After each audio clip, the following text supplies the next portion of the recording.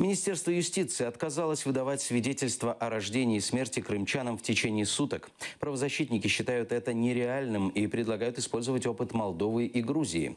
Ранее на Координационном совете Минюста предложили ограничить срок рассмотрения обращений жителей Крыма, Луганской и Донецкой областей о выдаче свидетельств о рождении и смерти до 24 часов. Термін 24 години був критикований з багатьох сторін. Ми зараз якраз будемо, я думаю, що зокрема в рамках підготовки до другого читання в комітеті спілкуватися з різними зацікавленими сторонами і шукати той термін, який би був би реальним, оптимальним, але реальним, за які суди реально зможуть його розглянути. Документи, видані на тимчасово окуповані або непідконтрольній території України, їх можна лише брати до уваги. Але це також може бути допоміжним доказом.